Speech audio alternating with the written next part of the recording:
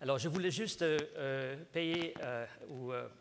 exprimer notre respect pour les pompiers de Paris, parce que je pense qu'on était tous, quoi qu'on était, devant nos écrans de télévision hier, et ça nous a beaucoup émus, et ils ont fait un énorme travail. Heureusement, il n'y a pas eu de perte de vie, on aurait pu avoir quelque chose de pire, mais ça démontre aussi la fragilité de toutes nos sociétés. Ce n'est pas seulement Notre-Dame, mais c'est partout où ces genres de choses peuvent se passer. Je voulais juste le dire. Voilà.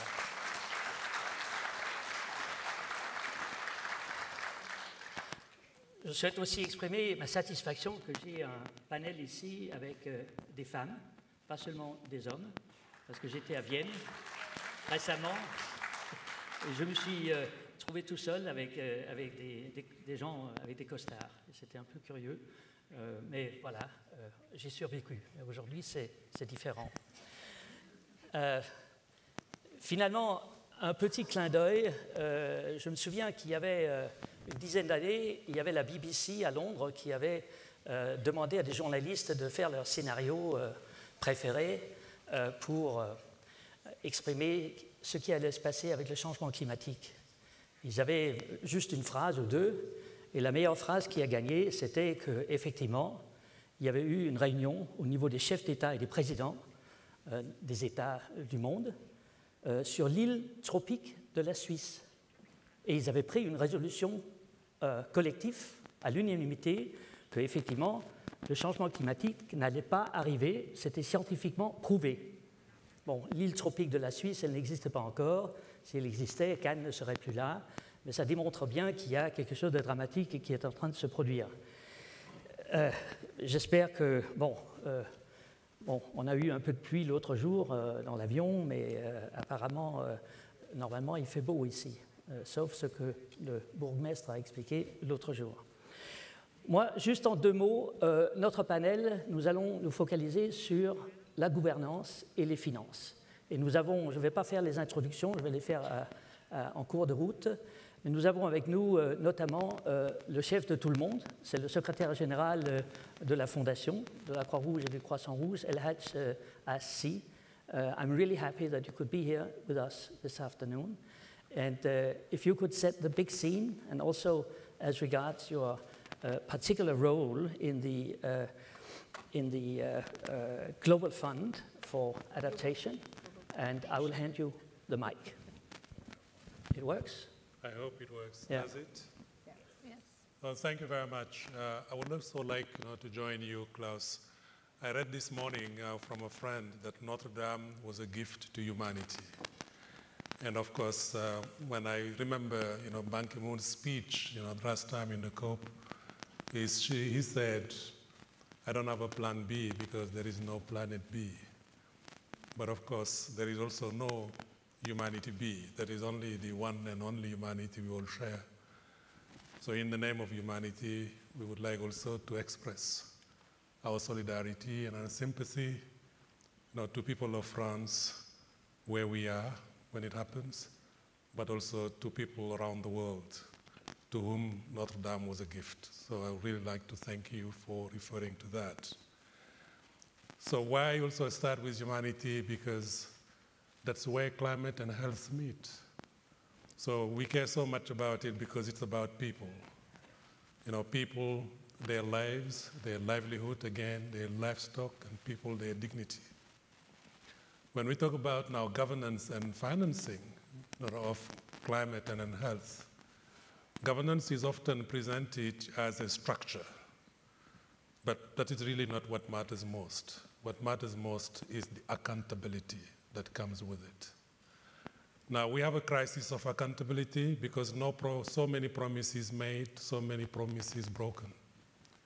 Many a times, ministers and heads of states meet and say, we will be eradicating this disease.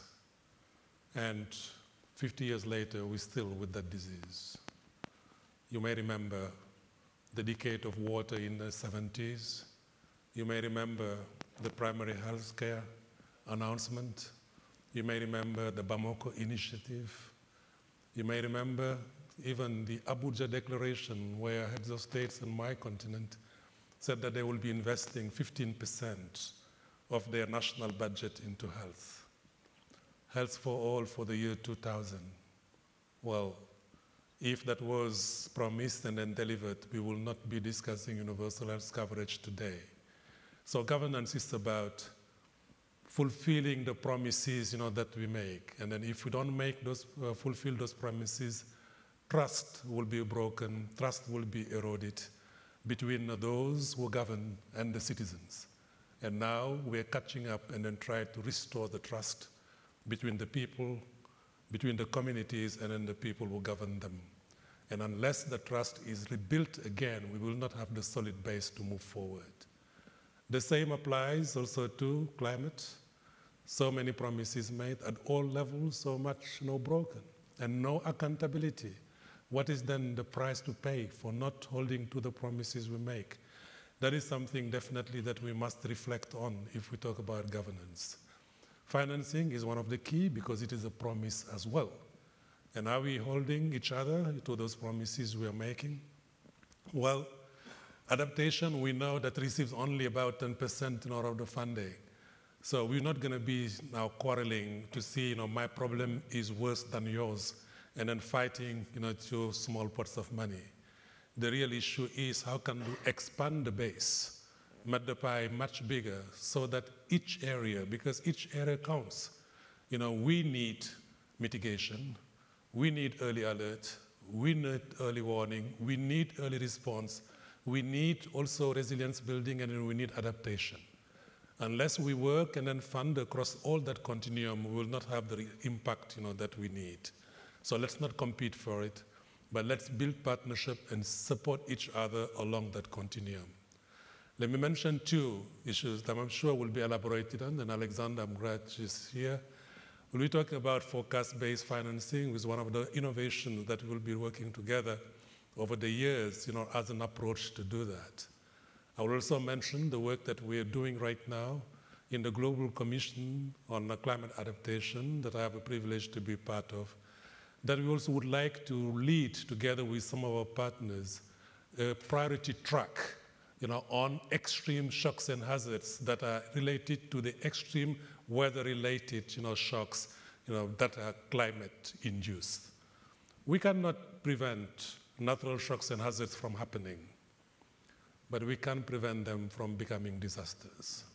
The fact they become it or not will be depending pretty much on our level of preparedness, and to cut it short, on simply the promises we make and hold ourselves on or not. In order to do that, we need partnership. Partnership along the continuum you mentioned, between men and women, where it starts first, between the rich and poor, but most importantly, because it is climate, between this generation and the next one. And that is even more telling today in this gathering when we were reflecting over the last 100 years. So let's make the commitments and build the partnerships with the next generation over the next 100 years. Thank you very much. Thank you very much. Elhadj, could I ask you just one question? You move in the upper circles of government, and you speak to a lot of politicians. How can we motivate them to action in order to avoid the disaster that has not yet happened? Because politics, you don't get brownie points for having avoided a disaster. What do you tell them? Well, first of all, by recognizing and profiling those who do well. Often, though many people do good and then they do not get the recognition, they deserve. That is one thing that we do, and we do good, and that can also drive others in the same path. The other one is to hold others accountable, by also having dashboards where we project on the table, who's doing well, who's not doing well. And then we see the next time those are making efforts from moving from the red, to the yellow, and then from the yellow to the green. But to continue to do on a daily basis what I believe we can do best, working with the communities, with the citizens on the ground, so that they exercise their citizenship and hold their government accountable. Thank you very much. Thank you. And thanks for the good work you're doing. I would like to turn now to, should we clap? We clap. Good.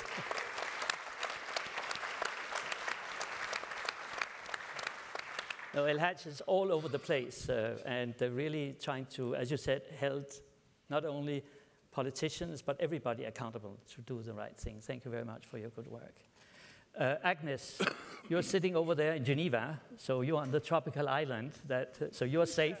We better all get out of Cannes, but you're sitting there actually trying to work on how we deliver global common goods. And some of you in the room have probably read the book of Jean Tirole, who took the Nobel Prize.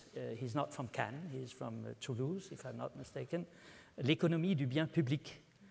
And I think you're a doctor, so you are a good person, but you're also an economist, so you're one of these naughty economists that we are all suspecting. But I think combining the two, how do you want to do that in order to reach a better result on climate and health? Well, as you said, the doctor and the economist often fight. And that's why I'm fighting with myself all the time. But I think in WHO, the Ebola epidemic of 2014 has really been a wake-up call for us to think about the role of governments and the financing of public goods and common goods by those governments. It was very clear that in the MDGs, during the MDGs era, we focused very much on the idea of equity and reaching everybody, universality. It sort of culminated with the adoption of universal health coverage by the UN General Assembly in September 2015.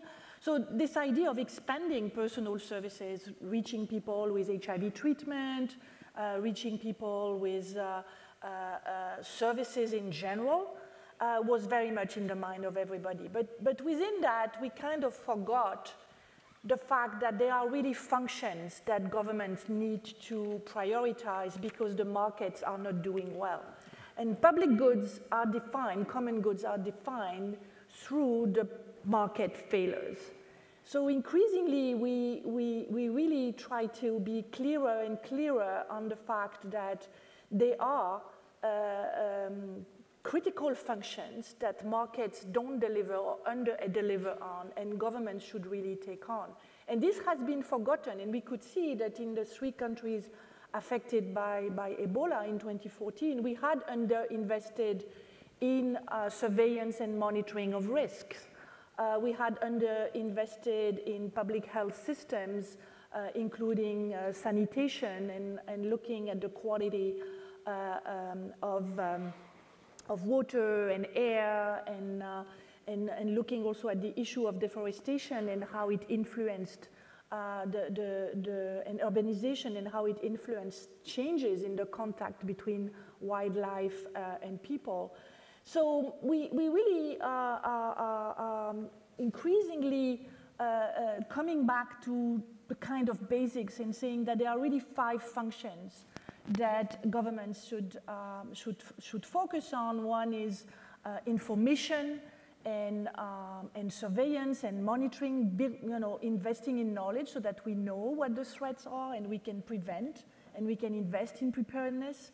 But also regulation of the private sector, being able to build institutions, and of course taxation, as well as delivering some population-oriented services such as sanitation or responding to crisis. And climate change and environmental threats make that all the more needed. So it's not only responding to the challenges of today, but the challenges of tomorrow.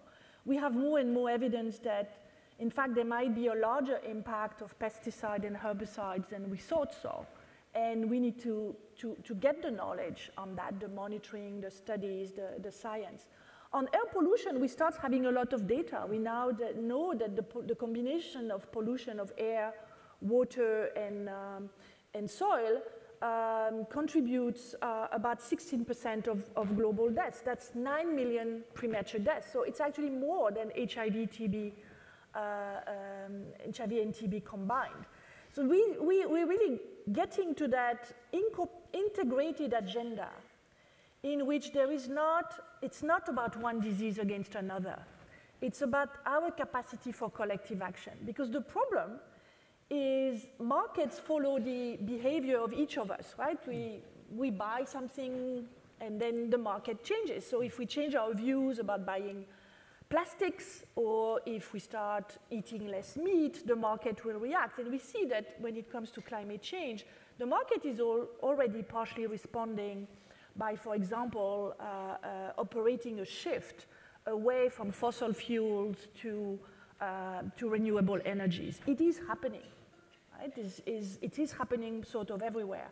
But when it comes to what only governments can do, so the common goods, the public goods, then it's not us as individuals, it's us as citizens. It's us as a person of something that is bigger than ourselves. It's about collective action. And that collective action, you know, it's already not easy to have collective action in a village to build a sanitation system in that village. So when it comes to climate change, we're talking about collective action of 7 billion people. Yeah.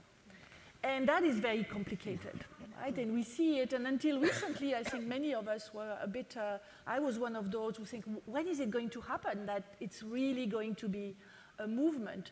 But I think over the past months and weeks, we start seeing that, particularly with the young people, that it is about collective action. So it's about us collectively asking governments to do what they need to do, whether we talk about a carbon tax, but not only, it's also, there's just a recent report released by the Center for Global Development on health taxes. So taxes on tobacco, alcohol, and sugar.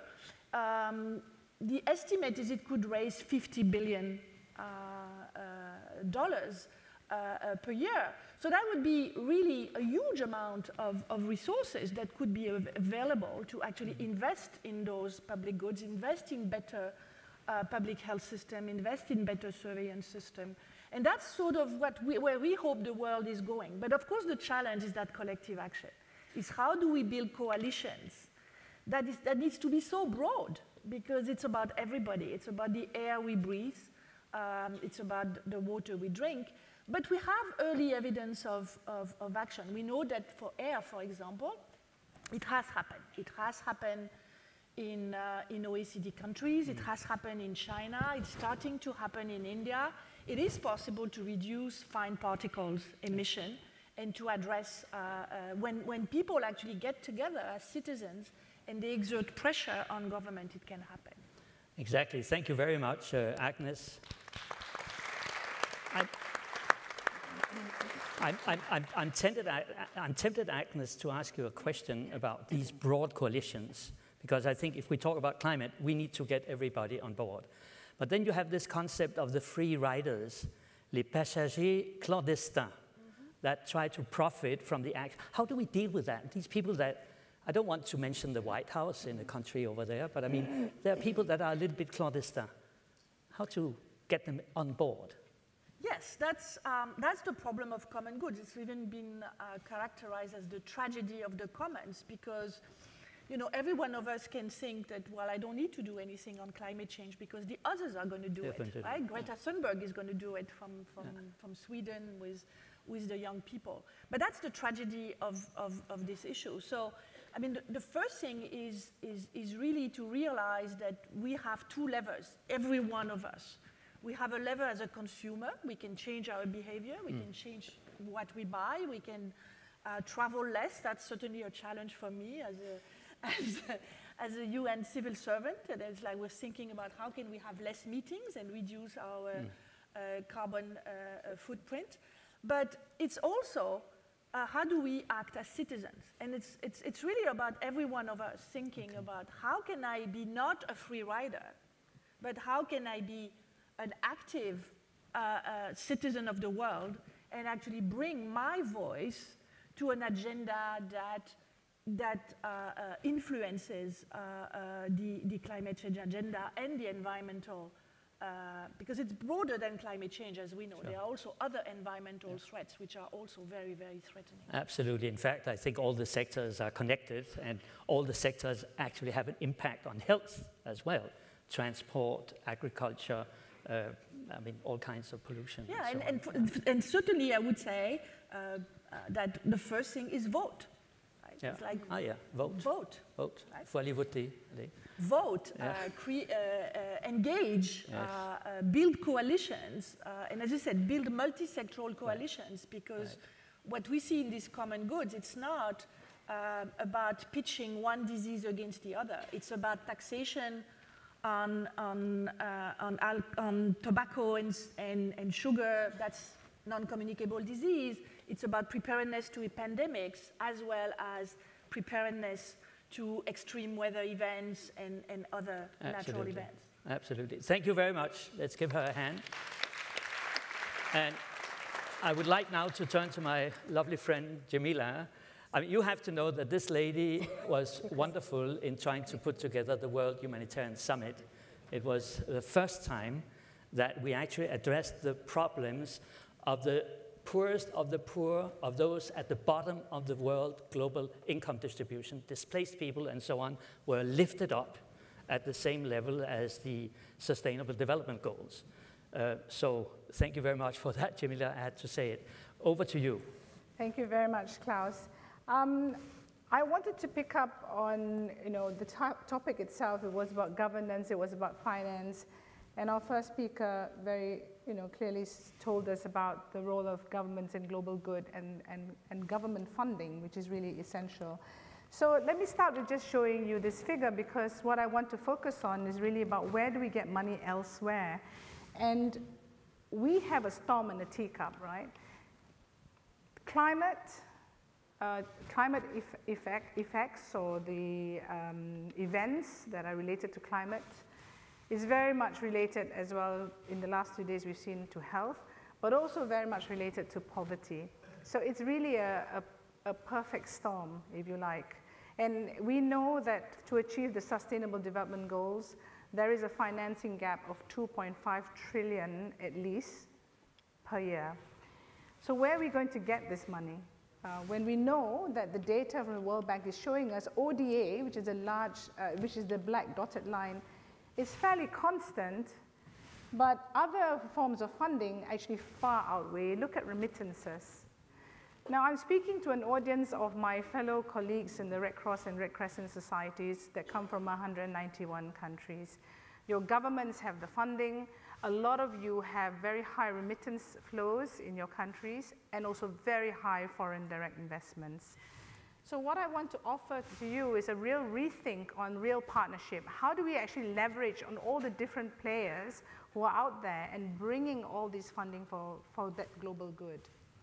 This morning, when I turned on my Twitter, I saw this on my BBC, and it was really the world's biggest, UK's biggest money manager warning on climate catastrophe. It wasn't an environmentalist.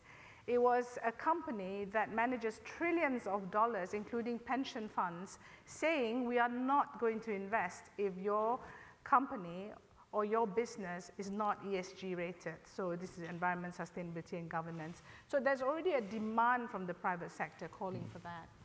Now, if you look at financial products, the spectrum is wide. In our sector, we go from philanthropy, and now we have things like traditional investment, social impact investment, and what does it all mean? Basically, it's a spectrum. No one is actually a discrete column. You actually move from place to place, but there's a lot more innovation coming out in this financial space to look at where do you get value for your buck.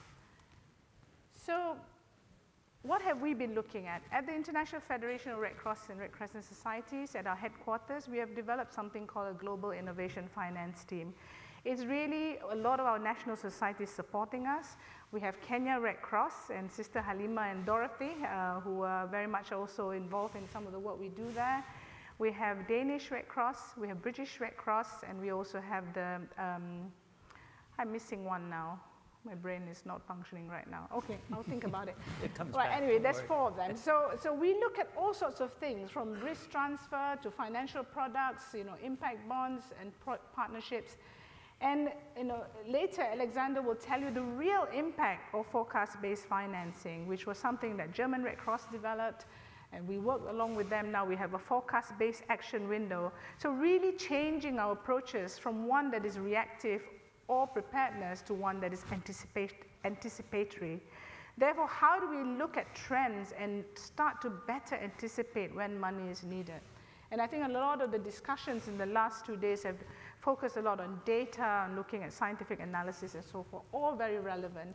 So if you look at anticipation itself, I think inspired by the work that German Red Cross and Federation have started, the UN is now looking at a central emergency response, rapid response window. NGO coalitions, Start Network, for example, also has an anticipation fund. And now the UK is also bringing in, in DFID, looking at how the Met Office, NASA, and so forth will look at predictions on cholera and so on and so forth, and looking at weather models as well. And ICRC recently with the World Bank joins Microsoft, Amazon, Google, famine prevention, looking at also climate patterns and so forth. So there's a lot of innovation going on there, from a premise of anticipation and rapid response. We also looked at very interesting aspect of Islamic social finance. This is one area that is very poorly understood.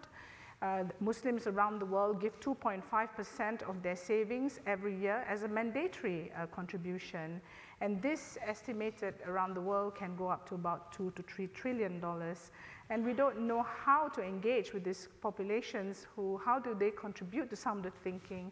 So we ran a pilot in Kenya again. As you can see, Kenya is a real good innovation testing ground. But we took some funding, not a lot, 1.2 million Swiss francs to Kenya. And we use forecast-based financing to predict what is the best crop, knowing that the weather is going to be such and the rain pattern is going to be very short. Now, normally the farmers would grow corn, but we decided to tell them that you have to grow green gram, which was very unusual for them. But because the Kenya Red Cross is very close to the communities, they convinced them, and this is very important, your partnership with communities that you are working with at local level. And we managed to then harvest quite a lot of green gram, 20,000 green gram, metric tons, and the investment of that 1 million actually harvested a yield of 20 million. So it's pretty good business. And what happened was that we contracted with the communities that they would return half of the 1 million we invested, so that's 500,000. The local government was engaged, and out of the 20 million, they would invest in primary health care for the people in the county. And the wonderful community said, please don't give us the 500,000, please invest it in the next county that also needs water and help. So this is also, the transformative power of something that is actually a cultural practice around the world. How do we harness that? We've also been looking at things like risk transfers. There are banks that are looking at this. We don't have much time, so I'm going to run through catastrophic bonds.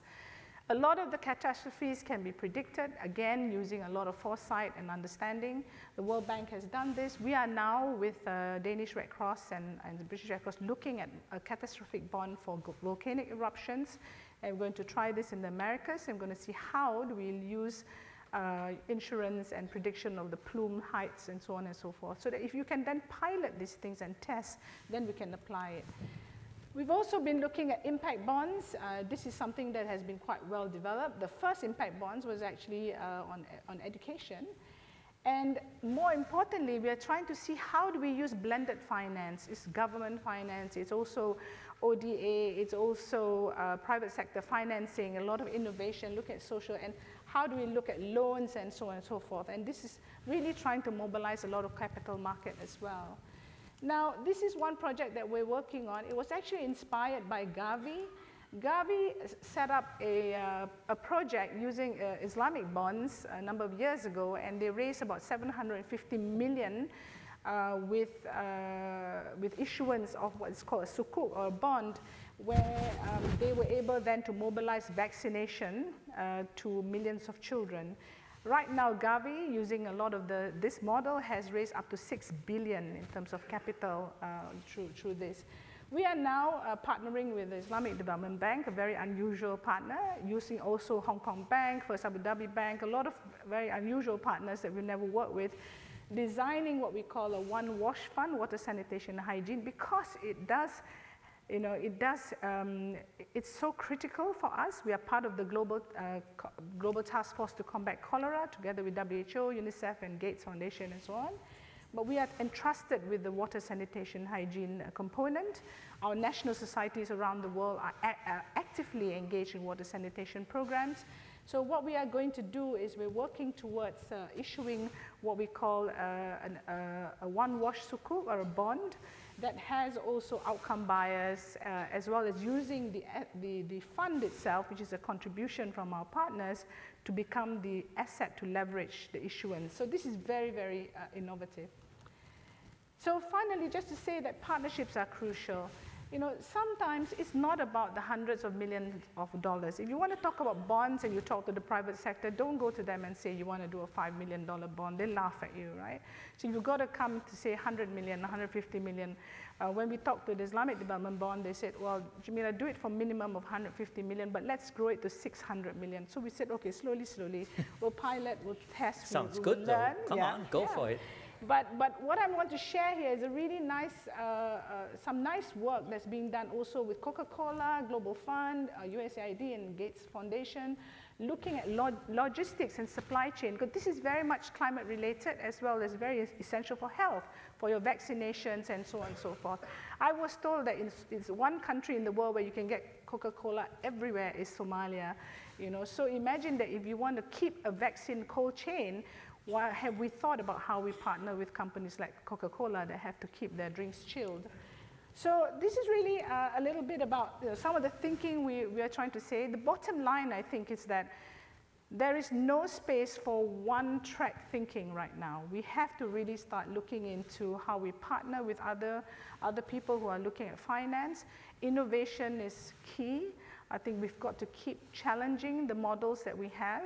And learning is absolutely essential. So I really want to salute, you know, Kenya Red Cross and Danish Red Cross for really taking some of the pilots forward.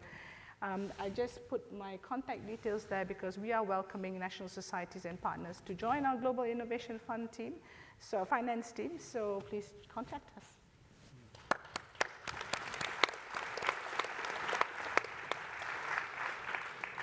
So tell me, Jemilah, this gentleman that you showed in your first slide, that he wants to go out of carbon-intensive investments, he can just buy some of these social impact bonds and get a good return. To be very honest, it's not a problem getting them to buy the bonds. What we need to now work on is getting some guarantees. So I might come and see you. I think that the market there is actually not saturated. I haven't even touched on green bonds. No. There's green bonds, for example, there's hundreds of billions out there in terms of green bonds. Oh.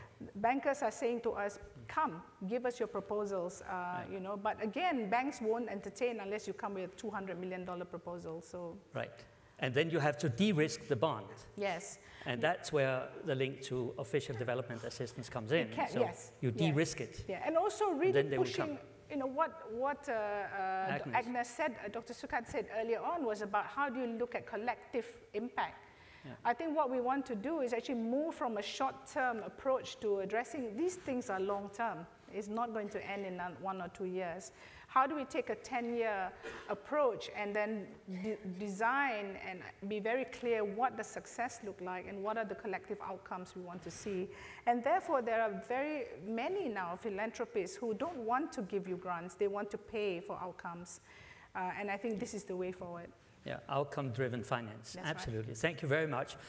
We don't need to clap because we are going to save our claps also for others, and we'll clap at the end. But Alexandra, you're working now in the German Red Cross, and I think Jemilah gave you the baton, and to tell us a little bit how it actually runs in practice with this forecast-based financing, and I think you have some concrete examples. Thank you very much. Yeah, so from some millions, we come back now to 60 euros. Let's see. So I would like to introduce one example, Alefa in Bangladesh. I think most of you remember in 2017, we had a huge flood in Bangladesh. So what did we do? we, in fact, together with the Bangladesh Red Crescent Society, as German Red Cross and some other partners, we distributed 60 euros to most vulnerable families before the flood. So, in fact, 5 to 3 days before the flooding event. Because we carefully set a trigger, so a scientific threshold. We observed well the different forecasts, and we said, okay, now the trigger is reached and we have to do something because we know where the most vulnerable are living. So we decided to go for unconditional cash, and we distributed, as I said, 60 euros to those most vulnerable families. So some weeks later, we went back and we interviewed Alefa. Alefa is a mother of 2 children. She's a proud owner of 2 cows. And she stated that, in fact, the 60 euros received were an enormous assistance for her because she could evacuate her family. She could buy food for her family. She had not to take credit for the evacuation. She could keep her 2 cows, which in normal case of flooding she would have sold. And when you look at this example from a perspective of climate change and especially health, I think it's obvious the impact it has, because a family under stress because they don't have money, they know that during these periods or during these days of flooding, or even sometimes weeks of flooding, where they cannot work, they are evacuated in very difficult places, and they don't have money, they have to sell their basic livelihoods, the 2 cows, and they know it will take them 2 years to reinvest and to rebuy their livelihood. It's enormous, and for sure it has impacts as well on the health situation of the family. So I think health and climate change, the early action is very, very key for success, but I don't say that it's always key. I mean, forecast-based financing is one tool to somehow prepare certain communities better and much in advance. But I think we have to see, I mean, longer-term preparedness is very, very important, and for sure early response or in general response is very, very important. So it all has to be seen in this continuum. Right. And there are certain impacts we cannot really tackle with forecast-based financing. Nevertheless, one of the lessons we can share is that with forecast-based financing, since we brought the different actors together and we discussed together what are the risks in countries, where are people most exposed, where are the different vulnerabilities, it helps a lot as well to take this information for long-term programming and as well for response. And that is, from my point of view, how it should be. And then to come back maybe to the learnings of the whole concept. When we started to develop forecast-based financing, it started in 2014, where the Federal Foreign Office, our German humanitarian part of the government, invited to a conference on the humanitarian consequences of climate change, and the outcome was, okay, we have to really do something. We have so much information available worldwide, but we are always waiting until the disaster is there and until it's too late. But the funding is somehow limited. I mean, at least the institutional donor funding. There are other funding sources. So we have to prepare ourselves. We need to work on new methodologies and new approaches. And somehow the 3 components of forecast-based financing, it's actions, it's science, and it's financing. And we couldn't, I mean, all the 3 are very important, and we somehow have to combine them. And the quality we only can deliver by bringing these 3 components together. And that's why I'm very happy as well that we established last year in Geneva the forecast-based action by the DREF to be able to respond much earlier. And it's also cheaper, because if the cow is dead, it actually costs much more. Yeah, we calculated the Bangladesh example. The humanitarian assistance afterwards, it would cost between 700 to 1,000 euros per family compared to 60 euros. Yeah. But we don't want to always focus only on the cost effectiveness, because I think the human suffering should be somehow in the focus, not always only the cost effectiveness. So the calculus is even more profitable, actually, because you add to that there's a humanity element in all of that. Thank you very much. Let's give us a hand. It's linked. This is linked also to the wider issue of social safety nets that we have all over Africa, or we try to have it, because we have this situation that you have droughts, and suddenly, whoops, productivity stops, and then there's no food, and when is the rain coming? And if people don't get assistance in this middle period, they will have serious problems, and it will be a tragedy, but it would also be much more costly. So over to you, Jean-Louis. I think you are actually at the receiving end of all kinds of failed policy. So you're very happy now with what you have heard. Is that enough? Are you able to also support this preventive approach?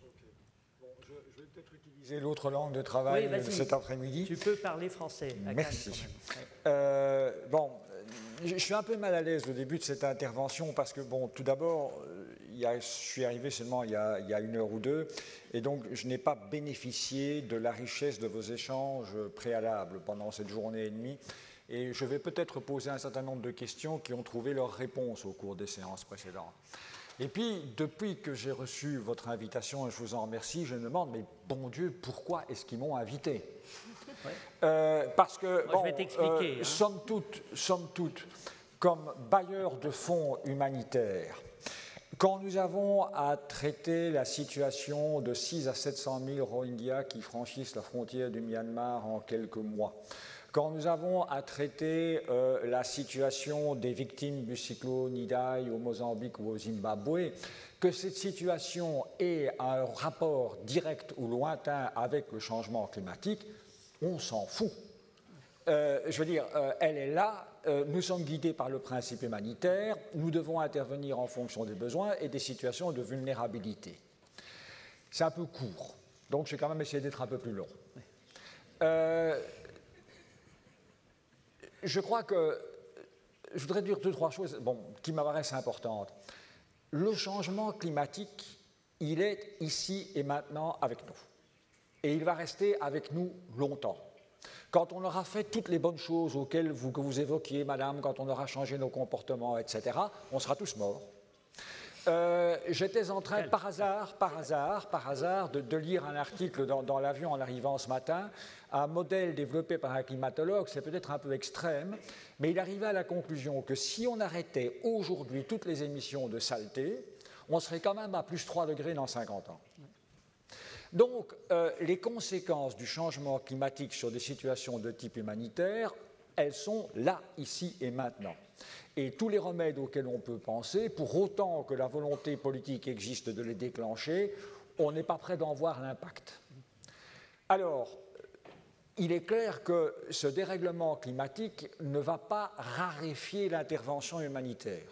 Au contraire, il va multiplier les besoins et les nécessités d'intervention humanitaire, soit directement, les désastres naturels, soit alors indirectement en contribuant à la fragilisation des sociétés et des communautés. Je ne peux pas m'empêcher de faire le parallèle avec une conférence à laquelle j'ai assisté il y a 2 semaines de ça. C'était la conférence de l'ainsi appelé Global Network, au cours duquel la FAO et le Programme alimentaire mondial ont présenté leur rapport annuel sur la situation alimentaire dans le monde.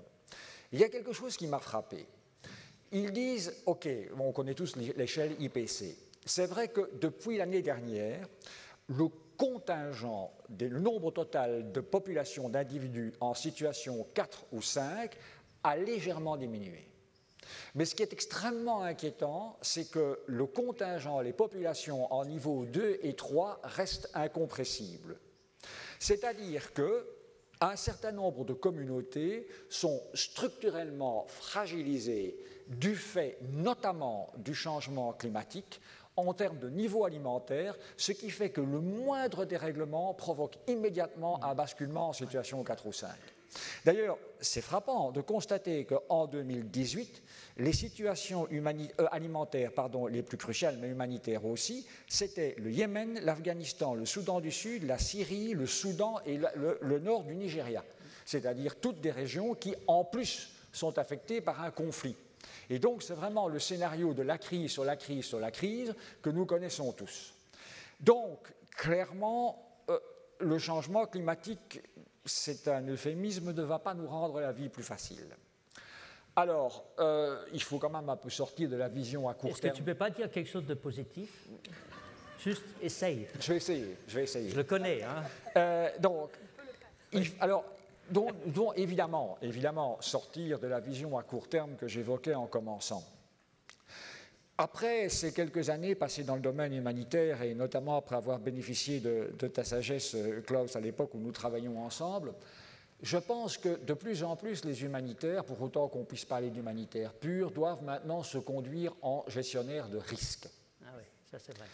En gestionnaire de risque. C'est-à-dire que nous devons, évidemment, nos partenaires, vous, les autres partenaires, vous gérez le risque au moment où il se matérialise. Vous êtes là sur place au moment où la catastrophe ou le désastre se produit. Et vous restez aussi longtemps que nécessaire. Mais il y a l'avant et il y a l'après. Alors, clairement, on ne peut pas gérer... Alors, on oublie tout de suite les causes profondes. Hein. Les causes profondes du changement climatique, c'est juste loin au-delà de notre champ d'intervention. C'est l'action politique, c'est la mobilisation, c'est ce que le secrétaire général disait tout à l'heure en termes de mobilisation des décideurs. Mais d'abord, il y a le niveau de la prévention. Alors, j'étais très impressionné par ce que vous disiez, monsieur Si. On ne peut pas empêcher la catastrophe d'arriver, mais on peut limiter ses conséquences. Donc, on a un devoir de mapping, de cartographie des zones qui vont être fragilisées à la suite du changement climatique, soit parce qu'elles sont davantage exposées à des sécheresses, soit parce qu'elles sont davantage exposées à des inondations ou à des typhons, tout en sachant que ces changements climatiques vont aussi avoir une importance sur la fragilité de ces sociétés, de ces communautés, et donc les conséquences dévastatrices que le moindre conflit humain aura au sein de ces communautés. Donc il y a d'abord un investissement dans les lieux, dans la cartographie. Alors, il y a de la prévention à long terme, qui est un peu celle des instruments du développement, et puis il y a de la prévention à court terme, ce que nous pouvons faire avec des crédits de préparation à la gestion du risque. Préparer les populations, Je suis très impressionné, par exemple, dans ce qu'on a pu faire dans certaines régions qui sont, alors ça, c'est pas le changement climatique, mais c'est quand même aussi un phénomène naturel, qui sont des zones telluriques à haut risque, pour permettre aux gens de savoir, en cas de tremblement de terre, quels sont les comportements à adopter. On peut faire la même chose pour les typhons. On peut aussi chercher des instruments financiers, évidemment. Les systèmes d'assurance privée, c'est beaucoup plus facile d'avoir une assurance privée qui aide à reconstruire que des... Bon. Puis alors, il faut aussi gérer la réponse, et gérer la réponse dans le sens de la reconstruction. Alors, ici, on parle de santé. Je pense qu'il faut être multisectoriel.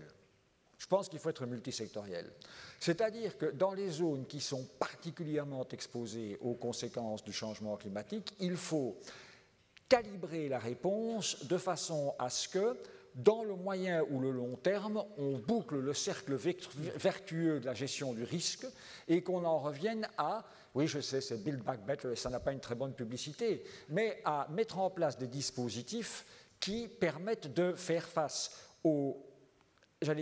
à l'impact le plus sensible, aux impacts le plus sensibles du changement climatique. Par exemple, dans le domaine de la santé. Bon, je veux dire, il y a une analyse de risque à faire. Quel est le risque sur la santé publique dans tel pays, dans telle région, dans tel sous-continent, sur la corne de l'Afrique, etc., que fait peser le changement climatique? Je pense que l'approche devra être multisectorielle. Et dès lors, quel est le type de réponse que nous devons apporter? Quel est le type de réponse que nous devons apporter en termes de dispositifs de soins de santé? Comment échelonner les différents postes, les différents dispositifs de soins, les différents dispensaires?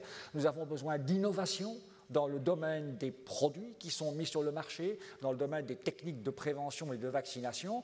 Et là, il y a tout un travail de conception à faire dans le très court terme, on n'a pas tellement le temps, qui permettra de mieux guider la réponse que nous pourrons demander et attendre de la part de nos partenaires humanitaires.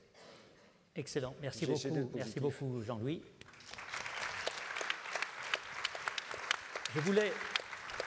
Je voulais juste te poser une question supplémentaire, mais aussi vous dire que vous aurez tous le mot de la fin pour venir avec une idée, one idea, que vous souhaitez mettre de l'avant, qui pourrait améliorer notre capacité de réponse à ces genres de problèmes. Juste un truc, hein, on ne va pas tout couvrir.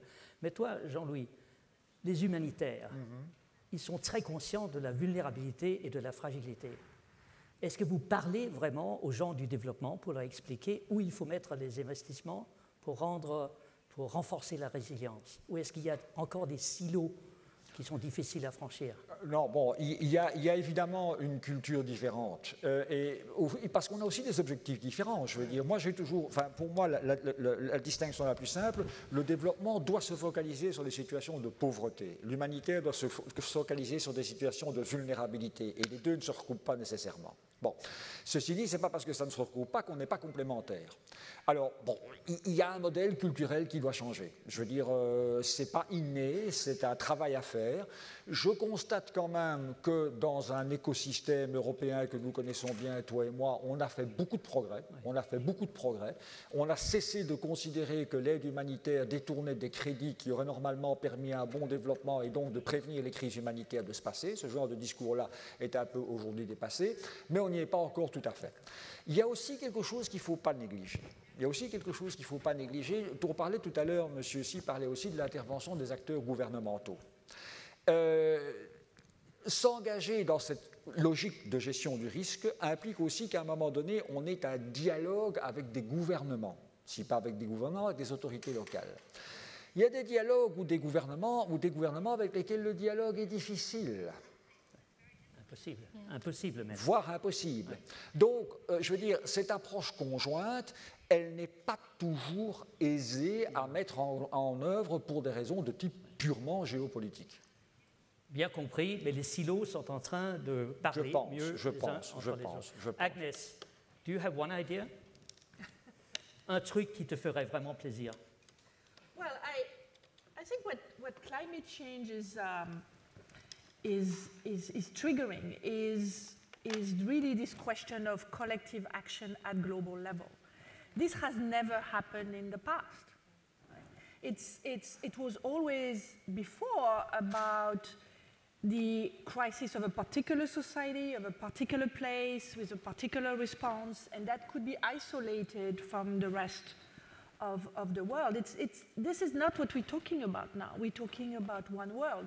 And if we're talking about risks and issues that are profoundly not amenable to a market response, so which have inherent market failures, market will not respond to it, then we need some kind of government action. And then the question is, what is the global government? Quel est le gouvernement mondial? Quel est le gouvernement mondial? Oui. That's the question. On va faire la révolution. Hein? On est d'accord. Well, we have a global. I mean, we have a global government, which is the UN, but that government doesn't have the what it takes to respond fully, and it evolves in a direction that it needs to be shaped, and we don't really know where it evolves. But a global government should mean global taxes. So I think the idea that I'm very much behind is the idea of global taxation, be it carbon tax or even financial transaction tax, airline tax. All of these, I think, are increasingly supported by economists, particularly the carbon tax, but also different types of health taxes. Right.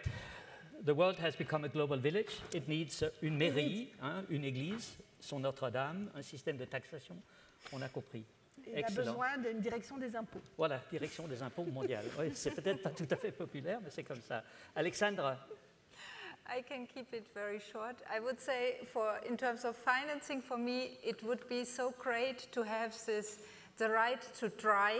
Let's try something. The right to fail, and the right to learn. I think that would enormously change our sector. Innovation, learning. Jemilah? I think I want to bring it down to people.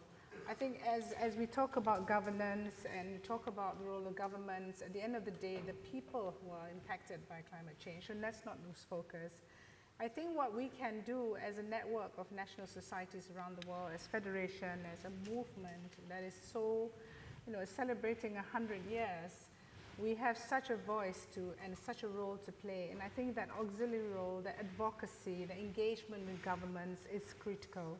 I think we have to get out of our comfort zone and have difficult conversations on things that matter. And the other thing, of course, is that, as we think about solutions, let's not forget that sometimes simple solutions are in the hands of people who are the most vulnerable. So I completely support what Alexandra is saying.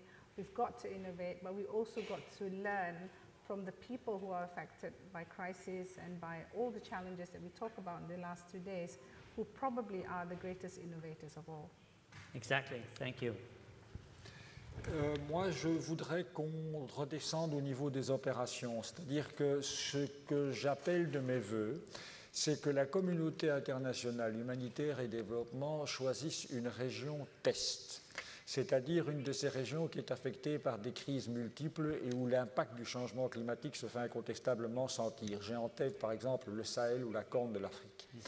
Et que nous élaborions un modèle de réponse intégré, un modèle de réponse multidimensionnel qui soit adapté dans les domaines de la santé, dans les domaines de l'alimentation, avec des mécanismes financiers propres à cette région et des acteurs financiers propres à cette région, qu'on fasse l'exercice. Et qu'on descende des conversations certes intéressantes mais parfois un peu stratosphériques pour essayer de traduire ça dans les faits avec un nouveau modèle de réponse, et ce n'est pas les laboratoires qui nous manquent. Excellent, merci beaucoup. Merci à tout le panel, vous avez été formidables. Merci à vous.